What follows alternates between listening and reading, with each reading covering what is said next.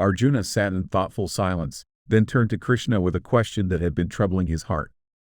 "O Krishna," he began, "what happens to those who do not strictly follow the rules of the Vedas but still worship with faith?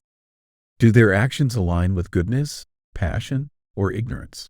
Krishna smiled, his voice filled with patience and wisdom. "Arjuna, faith is not one size fits all. It arises from the very nature of each person and is of three types: goodness, passion, and ignorance. Let me show you how this works, for they shape a person's path in life."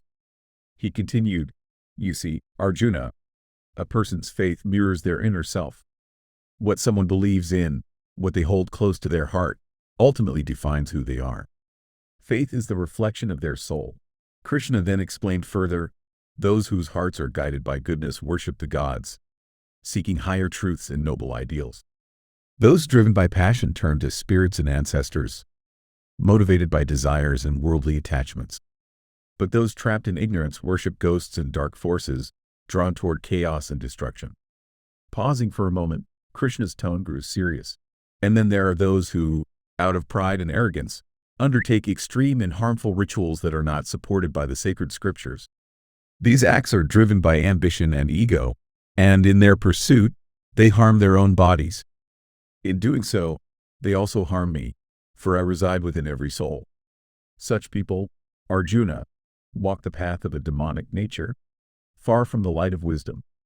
The weight of Krishna's words hung in the air, offering Arjuna yet another glimpse into the complex nature of faith and its profound impact on the soul's journey. As Krishna and Arjuna continued their conversation, Krishna's voice grew warm with the promise of new wisdom. "Arjuna," he said, "you may not realize it, but the way people eat, perform sacrifices, practice austerities, and give in charity, all these actions are shaped by the same three forces: goodness, passion, and ignorance. Let me show you how these qualities color every aspect of life."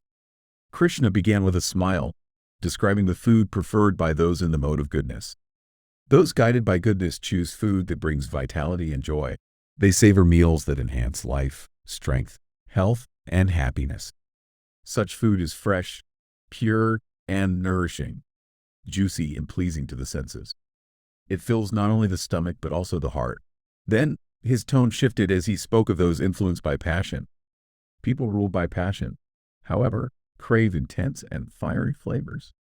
They seek food that is overly bitter, sour, salty, or spicy. At first, it excites the senses, but soon it brings discomfort, sorrow, and even illness. This food is like a fleeting pleasure that hides its cost. Finally, Krishna's voice grew somber as he described those trapped in ignorance. "But those in ignorance," he said, "are drawn to food that is stale, tasteless, and foul-smelling. They consume what is old and impure, food that no one would dare offer in sacred rituals. It lacks life and purity, pulling them further from light and harmony." Krishna's words painted vivid pictures, showing how even the simplest act of eating revealed a person's inner nature. His teachings were a gentle reminder that the choices one makes in everyday life could lead either to the light of goodness or to the shadows of ignorance. As Krishna continued to share his wisdom, his voice carried the weight of ancient truths. He turned to Arjuna and began to explain the deeper meaning behind sacrifices and discipline. "Arjuna," Krishna said, "there are sacrifices performed in the mode of goodness. These are done with care, following the guidance of sacred scriptures, and without any selfish desire for reward. Such sacrifices are pure, offered out of a sense of duty and devotion, not for personal gain. They are like a humble offering to the divine, expecting nothing in return." He paused, then spoke of another kind of sacrifice.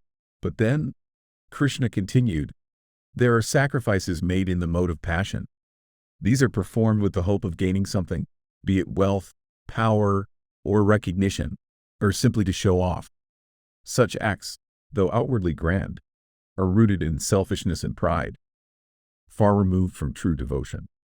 Krishna's tone grew somber as he described the lowest kind of sacrifice. "And there are those," he said, "who make sacrifices in the mode of ignorance. These rituals are careless and lack respect. They ignore sacred rules, offer no food to others, chant no prayers, and give no charity. Such sacrifices are empty of faith and reverence, performed without true understanding.